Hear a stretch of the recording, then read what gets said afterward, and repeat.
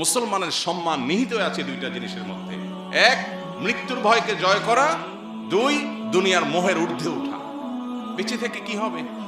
বেঁচে থেকে কতকাল বাঁচতে পারবো? 1000 বছর তো বাঁচতে পারবো না, মরতে তো হবেই। তাহলে সে মৃত্যুটা কেন গৌরবের মৃত্যু হবে না? সে মৃত্যুটা কেন সার্থক মৃত্যু হবে না? সে মৃত্যু কেন হাজার হাজার তরুণকে উজ্জীবিত করবে না?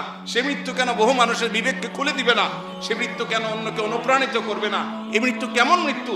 যে মৃত্যু আমার একজন ভীরু মানুষের মতো মৃত্যু হবে। আমি পলায়ন পর হয়ে মৃত্যু কেন বরণ করব? এই মৃত্যুর ভিতরে কি সার্থকতা আছে? এই মৃত্যু তো সবাই বরণ করে। গরু ছাগলেরও তো মৃত্যু হয়। আমি মানুষ, আমি প্রাণী, আমি মুসলিম, আমি আল্লাহর নবীর উম্মত, আমি বড় বড় সাহাবীদের অনুসারী। অতএব আমার মৃত্যু তো অন্য 10 জনের মৃত্যু মতো হতে পারে না। আমি একজন আদর্শবাদী মুসলিম হতে হয়। আমার চোখে মুখে থাকবে দুনিয়া জয় করার স্বপ্ন, আমার চোখে মুখে থাকবে অন্যায়ের বিরুদ্ধে কথা বলার স্বপ্ন, মাজলুম মানুষের পক্ষে কথা বলার স্বপ্ন, অন্যায় অনাচারের বিরুদ্ধে কথা বলার স্বপ্ন। এটা যদি চোখে না থাকে, এই পুরুষত্বের দাম কি? এই মনুষ্যত্বের দাম কি? এই মুসলমানিত্বের দাম কি? এই তথাকথিত ঈমানের পরিচয় নামে অভিনয় করার দাম কি? আমরা গায়ে গতরে মুসলমান, দাবিতে মুসলমান, ইবাদতে আচারে মুসলমান, কিন্তু ভেতর থেকে মুসলমান হয়ে উঠতে পারিনি, ভেতর থেকে মুমিন হয়ে উঠতে পারিনি।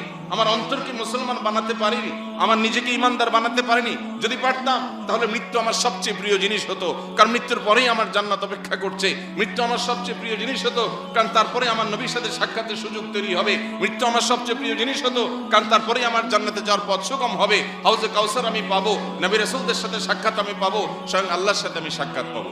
আল্লাহ আমাদের সবাইকে সেই জীবন লালন করার তৌফিক দান করুন।